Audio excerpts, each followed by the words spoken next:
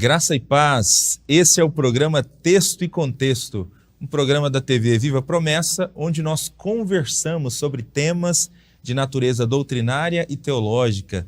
Eu sou o pastor Eleilton e é uma alegria ter você por aqui. Nós temos uma outra pergunta aqui de um outro pastor também. Pastores enviam perguntas bem difíceis, né? Sim. Textos, sugestão de texto pra gente comentar aqui bem difíceis. Mas é do nosso amigo, né? Pastor Silvio Gonçalves, da Convenção Paranaense, que inclusive é apresentador também da TV.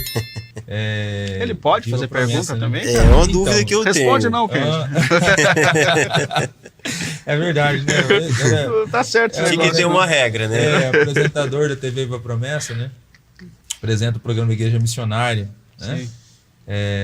Então, o pastor Silvio, ele enviou também uma sugestão lá quando estava aberta a possibilidade, né, de enviar sugestões para o texto e contexto. A sugestão que ele enviou é que a gente comentasse aqui o texto de Romanos 11, 25 e 26, texto que fala do endurecimento e da salvação do povo de Israel. Então, como nós podemos entender esse texto aqui, pastor Kennedy, especialmente diante da ideia que existe no mundo teológico? Acho que no programa da semana passada o Willy comentou um pouco aqui sobre o pré-tribulacionismo dispensacionalista, sim. né?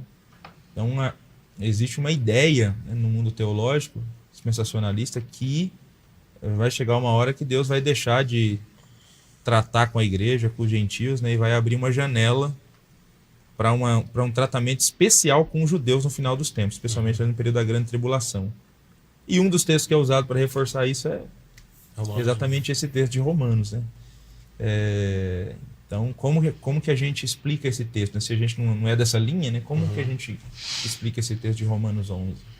Primeiro, eu acho que tinha que ser duas regras, né? Apresentador da TV Viva Promessa e membro da comissão teológica, né? Ele não tinha esse direito, né, cara? Mas, pastor Silvio, um pastor muito, muito querido, obrigado pela pergunta, Deus abençoe seu coração, sua vida, seu ministério, vamos aqui caminhar juntos, né? Esse texto, como o pastor Eleilton colocou, ele é muito usado exatamente para dar o argumento ali no dispensacionalismo, para aquele momento que no dispensacionalismo diz que a igreja será arrebatada, Jesus vem, né, é um caminho meio né, na contramão. Jesus vem em Israel e ele fica governando a partir de Israel e os judeus vão crer em Jesus finalmente. E esse entendimento teológico é para responder uma inquietação que Paulo já trata na carta aos Romanos, que é com relação à promessa de Deus em relação ao povo de Israel, aos descendentes de Abraão, né? Lá atrás, quando Deus chama Abraão, Deus diz que faria dele uma grande nação, né? Bom, então para a gente chegar aqui em Romanos capítulo 11, Paulo começa a tratar dessa questão do judeu, do israelita, no capítulo 9 de Romanos, né? Porque Paulo vem falando na carta aos Romanos da salvação, da justificação pela fé em Jesus. E aí ele vem dizendo que agora não tem mais grego, não tem mais judeu, né? Então Paulo no capítulo 1, ele vem falando de que o evangelho precisa ser pregado a todas as pessoas, porque a única forma do homem ser salvo é através da fé, né? O evangelho é o poder de Deus para a salvação de todo aquele que crê, e não tem mais judeu, não tem grego, certo? Capítulo 2, ele pega um pouquinho ali aquele que se diz judeu. Ele vai dizer, você que tem por sobrenome judeu, mas rouba, adultera. Paulo diz, olha, o seu sobrenome não significa nada. Se você tem a lei, é judeu, mas age como um incircunciso, como que se não tivesse, ou seja, você vive no pecado, a sua etnia não significa nada para a salvação. Então você precisa do evangelho, você precisa se arrepender. No capítulo 3, ele vai falar sobre a justificação pela fé, somente. Acabou. Capítulo 4, ele vai falar de Abraão, que foi justificado pela fé. E aí ele vai ali no capítulo 5, falar da justificação pela fé. Quando chega no capítulo 9, Paulo sabe que alguém vai levantar a questão do judeu. Tá, mas e as promessas de Deus? Como é que ficam a promessa que Deus fez a Abraão? As promessas que o povo de Israel tem. E Paulo vai dizer, então, verdade, deles são os patriarcas, o Cristo descende deles, há uma importância, sim, no povo de Israel. E Paulo vai dizer assim, mas nós precisamos entender uma coisa aqui. A promessa de Deus a Abraão é com relação ao descendente. Tem a ver com aqueles que são... O israelita tem a ver com aqueles que são filhos da promessa. E aí Paulo vai usar 2 exemplos. O exemplo de Isaac, que Abraão tem 2 filhos. Só que a promessa é em Isaac. Depois Isaac tem 2 filhos, mas a promessa é em Jacó. Então Paulo está mostrando que o israelita é aquele que nasce da promessa, é aquele que nasce de Deus. João, no seu evangelho, vai deixar isso exaustivamente claro. Capítulo 1, ele começa falando que os filhos de Deus são aqueles que não nascem da vontade da carne nem do sangue, mas nascem de Deus. João capítulo 3, Jesus vai dizer para Nicodemos, um judeu sangue puro, religioso, né? Você precisa nascer de novo. O verdadeiro israelita é aquele que nasce de Deus. A promessa de Deus a Abraão se cumpre naquele que tem a fé que Abraão teve, e a fé em Cristo. Muito bem. Quando nós chegamos aqui no capítulo 11, o texto que o pastor Silvio nos manda, é no verso 25 e 26. Porque não quero, irmãos, que ignoreis este mistério, para que não sejais presumido de vós mesmos, que veio o endurecimento em parte a Israel, até que haja entrada a plenitude dos gentios, e assim todo Israel será salvo, como está escrito. Virá de Sião o libertador, e ele apartará de Jacó as impiedades. Quando Paulo traz toda essa explicação para os gentios, o que Paulo está dizendo aqui no verso 25, ele está preocupado com uma posição dos gentios. Que é aquela posição seguinte.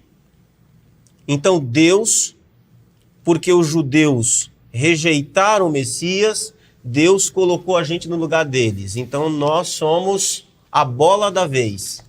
Paulo está dizendo, irmãos, eu não quero que vocês ignorem esse mistério, para que vocês não sejam presumidos de vós mesmos, para que vocês não sejam soberbos. Não sejam soberbos. Tipo, vocês não são essa cocada toda. Calma aí, Deus tem os seus planos, os seus projetos. Né? Ele vai dizer, veio o endurecimento em parte a Israel. Paulo nem disse que o endurecimento veio sobre todo Israel. Por quê?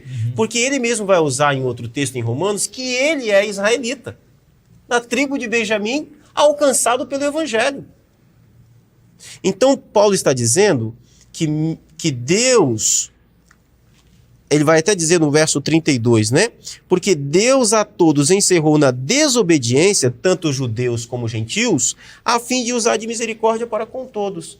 Então, o povo de Israel, o tempo do povo de Israel, de se arrepender, de ser salvo, de ser alcançado, não é lá, num determinado tempo no futuro. É hoje. Porque não existe outro meio de salvação a não ser pela fé em Jesus, pela pregação do Evangelho. Como que o judeu é salvo? Do mesmo jeito que o gentio é salvo. Ser judeu não é critério de salvação. Então Paulo está dizendo aqui, ele está respondendo 2 perguntas, né? Primeiro ele está respondendo, Deus cumpre a sua palavra. Ele prometeu que ele tem uma promessa para os descendentes de Abraão, os filhos de Abraão. Ele cumpre isso tanto em gentios, que creem na mesma fé que Abraão teve, quanto em judeus étnicos que creem também e têm a mesma fé que Abraão teve.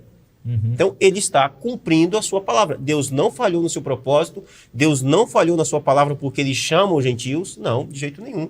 Mas ele continua chamando os gentios, israelitas, judeus, a salvação em Cristo Jesus. E Paulo vai dizer em determinado momento que isso tudo é o Israel de Deus. Amém, legal.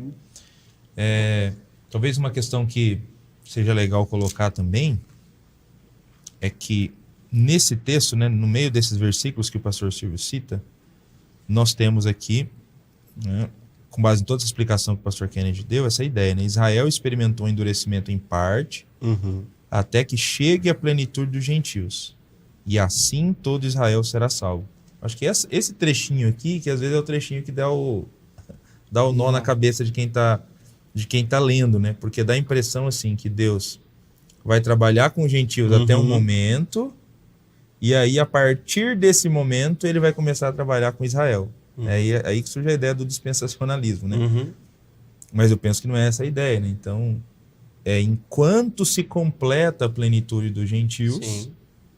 Israel será salvo, né? Então Deus está trabalhando com judeus Simultaneamente. e gentios simultaneamente. A plenitude dos gentios Deus sabe exatamente todas as pessoas serão salvas, né?